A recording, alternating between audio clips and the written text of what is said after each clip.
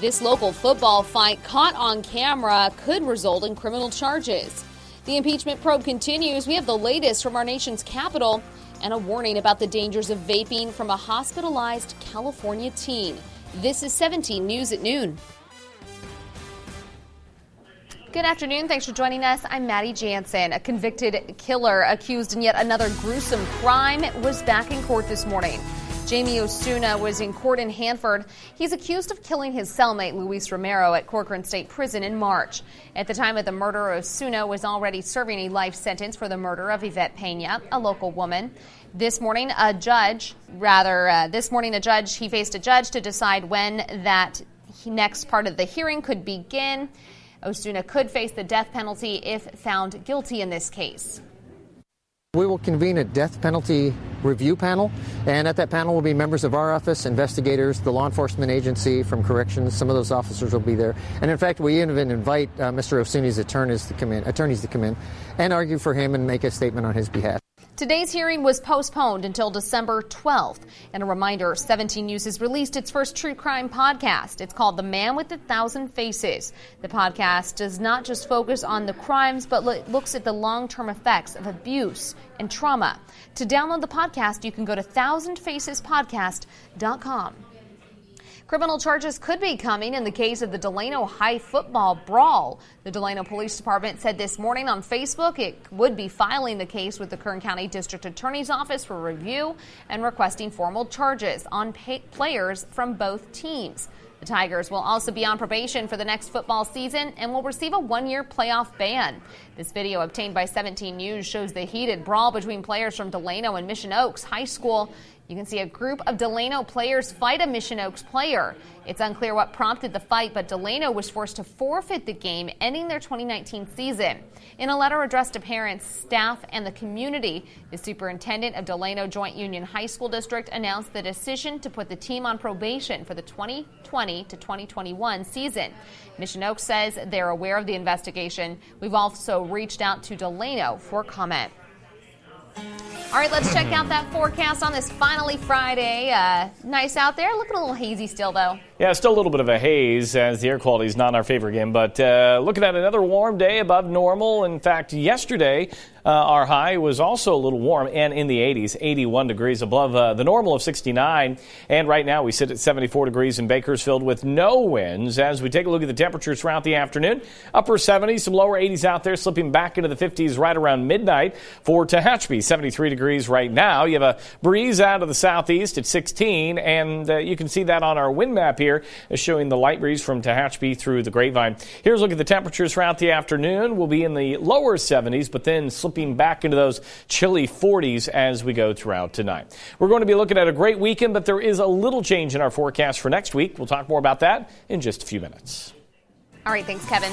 On to the impeachment inquiry and the latest there this afternoon. More transcripts have been made public today by the House committees leading the impeachment probe into President Trump. Transcripts from the closed-door testimony of Lieutenant Colonel Alexander Vindman and former White House official Dr. Fiona Hill were released today. Vindman, who was serving as the top Ukraine expert on the National Security Council, was a first-hand witness to President Trump's July 25th call with Ukraine's president. He told House impeachment investigators that a White House meeting between the heads of state was contingent on investigations into the Bidens and the 2016 election. Hill reportedly told Congress last month that she considered what was happening to be a clear counterintelligence risk to the United States. The committee plans to release individual transcripts on a rolling basis as the impeachment inquiry proceeds. The first public hearings in the inquiry are scheduled to start next week. Meantime, Bakersfield Congressman and House Minority Leader Kevin McCarthy tweeted this morning, "I am appointing Jim Jordan to the Intelligence Committee, which has now become the Impeachment Committee, where he will continue fighting for fairness and truth." Representative Rick Crawford has been an exemplary member of the committee and will rejoin it when this Democrat charade is over. Making news around the state this afternoon, a strange and gruesome story we first told you about on Sunrise is being called a murder-suicide. A Simi Valley man arrived home last night to find his nephew and sister-in-law dead inside his home and a foreboding message on the wall. It happened just before 7 p.m.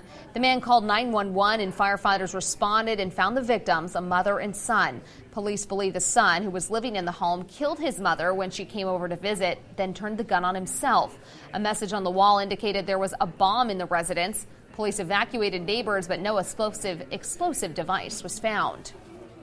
Well, if you woke up this morning to find confusing text messages, you're not alone. Telecom vendor Cineverse says 170,000 old messages were accidentally sent overnight. It all started in February when a server failed, preventing texts from being sent. When that server was reactivated Thursday, those messages got sent out. Cineverse provides technology and business services for a number of telecommunications companies. The issue occurred across all 4 major carriers in the United States and affected both Apple and Android devices. Holiday shoppers are expected to spend more than $1 trillion this season for the first time. And to capture your business, retailers are getting more creative, going straight for your smartphone.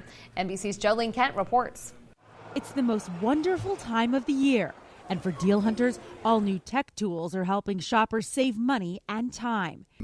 From text alerts to help you find a deal to apps allowing you to scan a page to buy a toy, all new digital shortcuts are rolling out now. Stores, too, bringing joy to consumers as they now turn to technology to compete for your buck. For the first time, Walmart shoppers can use their smartphones to scan a page in the retailer's holiday toy catalog, and it'll show you the exact location in the store so you can get there quickly and find it.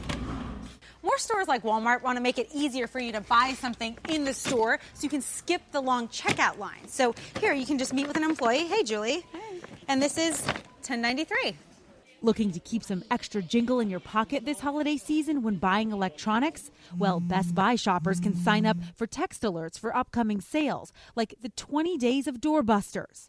The retailer already unveiling Black Friday discounts featuring hundreds of early deals, including major savings on certain Apple products available through this Sunday. You can also take the guesswork out of picking a Christmas tree. The Target app lets you see exactly how a tree would look in your living room with augmented reality. From outfitting your home to yourself, Nordstrom can help you find the perfect party look. Shoppers can click on the Looks icon in the Nordstrom app to connect them to a remote stylist who will have them donning holiday apparel in no time. This year, holiday sales are expected to top $1 trillion for the first time ever, all thanks to these new tools using tech to deck the halls and so much more. Jolene Kent reporting. That $1 trillion estimate is a pretty big deal because there are 6 fewer shopping days between Thanksgiving and Christmas this year. That also means fast, free shipping is going to be offered more than ever, so always look for that when you make your purchases.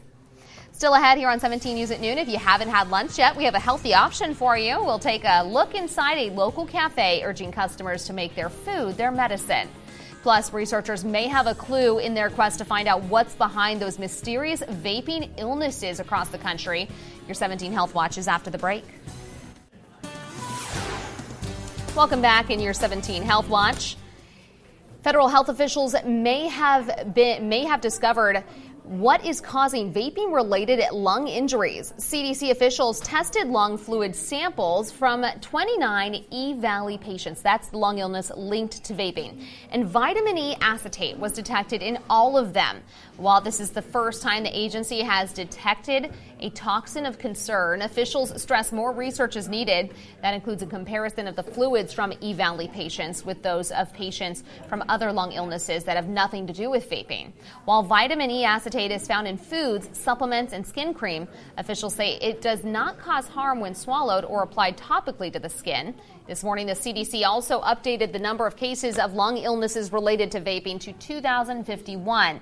At least 39 deaths have been reported. According to the report, most patients have reported a history of using THC-containing products. A California teen is warning others not to vape, all from his hospital bed. Zane Martin is 15 years old, and for over a month now, he's been stuck in a hospital bed, all because of a severe lung injury linked to vaping. He started having trouble breathing and pain in his chest. Doctors gave him an inhaler and Tylenol, but it didn't help. Then one day he collapsed. Martin contracted the MRSA virus on top of the lung injury. Now he's telling others not to vape, and he says the flavors are what got him hooked in the first place. Well, if you're looking for something good and good for you, a drive down Truxton Extension may be all it takes. 17's Raquel Vega takes us inside the Health and Wellness Cafe. On the campus of the Comprehensive Blood and Cancer Center is a small but tasty place, the Health and Wellness Cafe. The idea all sprang from a saying thousands of years old. Treat food as thy medicine and medicine as thy food. That's how Dr. Naina Patel explains how the cafe got started.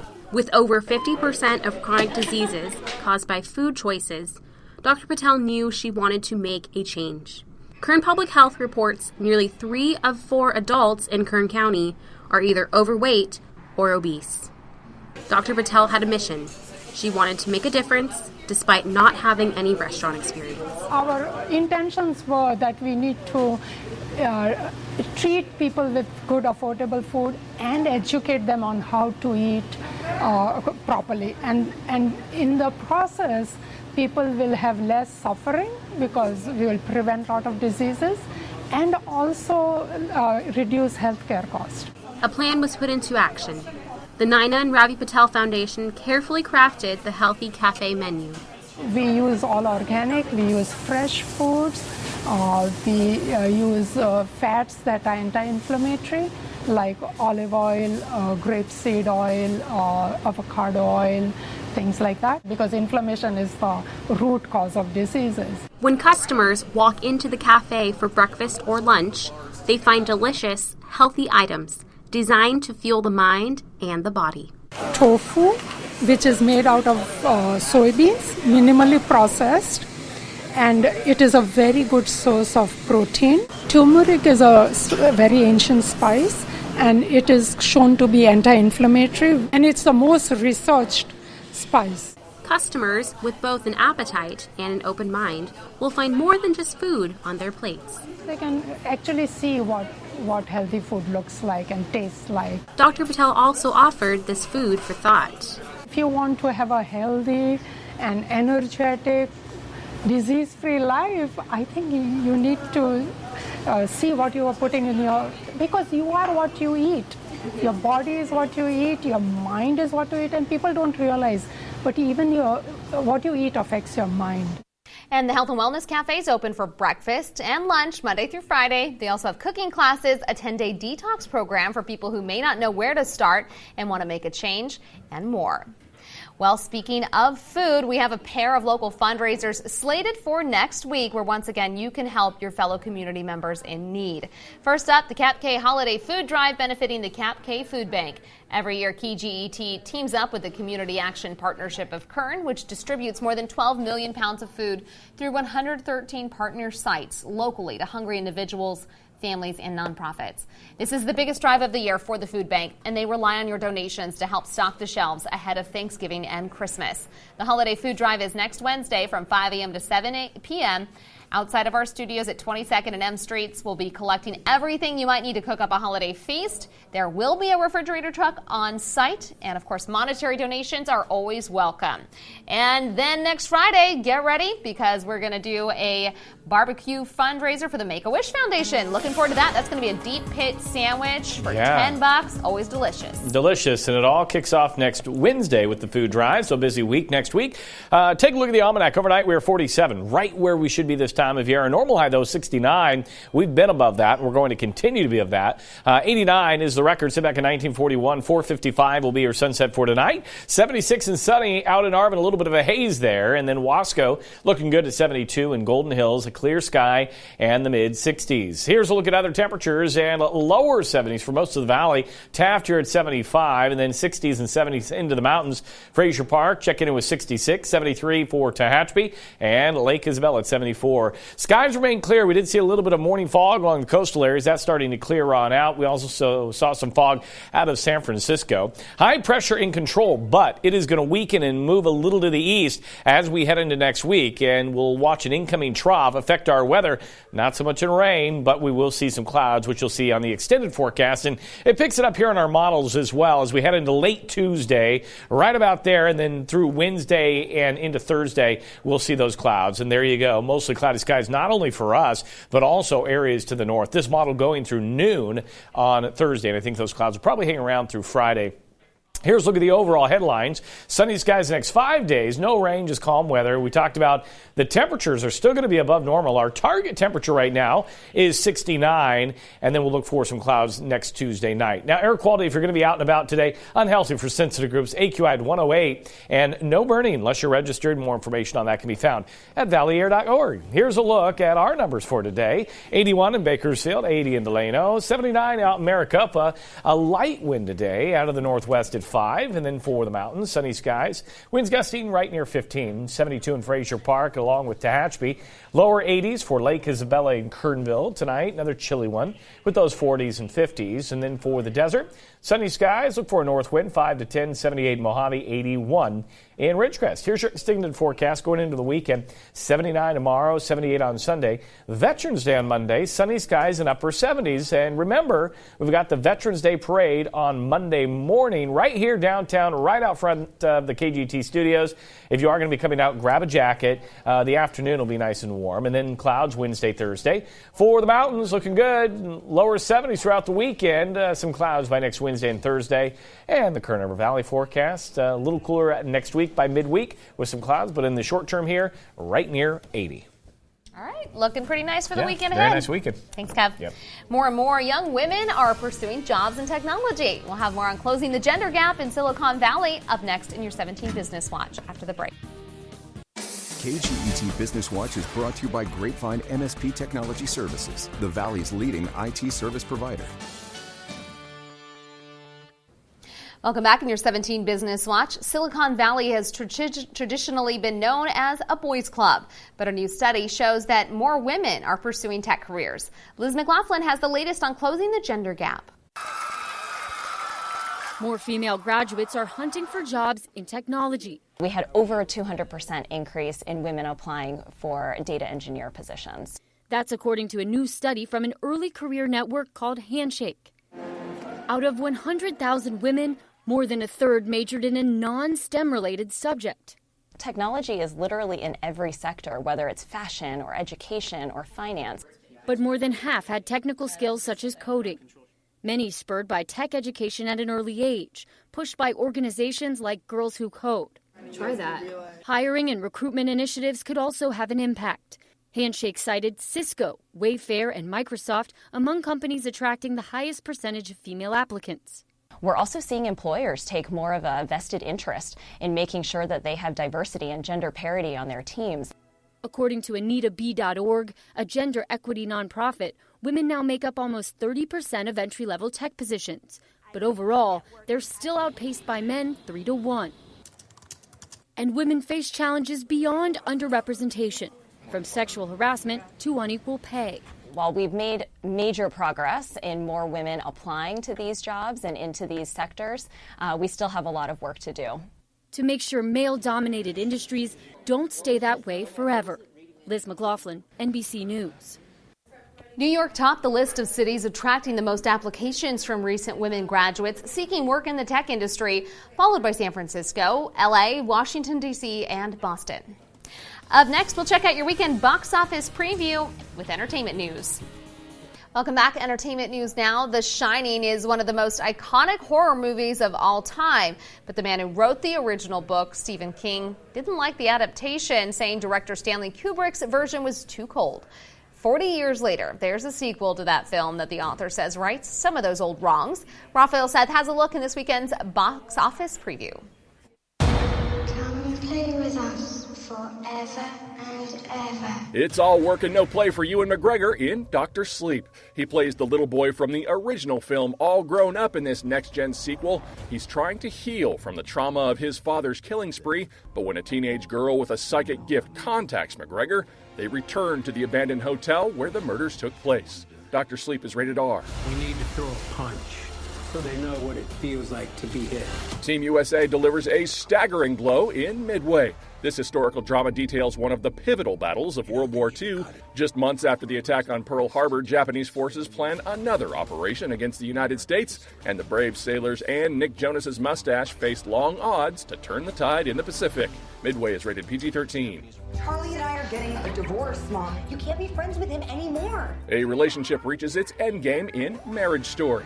Scarlett Johansson and Adam Driver star in this breakup drama. They're a New York couple with 10 years and 1 child together, but they have different priorities moving forward, which means moving apart. Marriage Story is rated R. I'm busy, you're weird. Goodbye. Emilia Clarke finds love, actually, in Last Christmas. The mother of dragons plays a holiday humbug who works at a year-round Christmas shop, but when crazy rich Asian Henry Golding drops into her life, the cynical elf finds a new way to reconnect with happiness. Last Christmas is rated PG-13. That's the box office preview. Raphael Seth, NBC News. When we come back here on 17 News at Noon, it's time to meet our adorable pet of the week. We'll be right back. All right, welcome back. Finally at noon, it's time for our pet of the week. Oh my gosh, she is just so adorable. Chuck Nordstrom is in from the SPCA. Chuck, thanks for bringing her in. Glad to be here. Thank you. And yes, Rita the runt. She's the runt of the litter. There are 5. Oh my gosh. 3 girls and 2 boys. They all kind of look the same with the big fluffy ears, little spaniel mixes. And just a little different color variation among them all. Otherwise, they're all there looking for new forever homes. Available today, so come on out this afternoon. Oh my gosh, so 9 weeks old. Do they still need to be spayed and neutered? They still and all need to that be stuff? altered, Okay. but they can be adopted today. Okay. Otherwise, they've had their vaccinations, microchips, everything else is set. And how did they come to the shelter? They were found and brought in absent their mother. Oh. And so they've been there for a week kind of getting some nourishment and everything ready to go. So come on in and fall in love. Oh, yeah, absolutely. I can't even imagine all 5 of them together, how cute that would be. Okay, so they are ready to find new homes this weekend. Oh my gosh, they're just so adorable. If you would like to adopt Rita or one of her brothers and sisters, you can call the SPCA at 323-8353 or go on down and visit them. You can see them in person at 3000 Gibson Street in Northwest Bakersfield. Check out the other dogs and cats who are up for adoption down there as well. Absolutely. All right, Chuck, thanks so much for bringing her in this afternoon. We appreciate it. I know she's going to find a good home. And thank you for joining us for the News at Noon. We'll see you back tonight at 5 and 6. Have a great weekend. 17 News, your local news leader, continues 24 hours a day on KGET.com and our 17 News app. In the spirit of the Golden Empire, 17 News.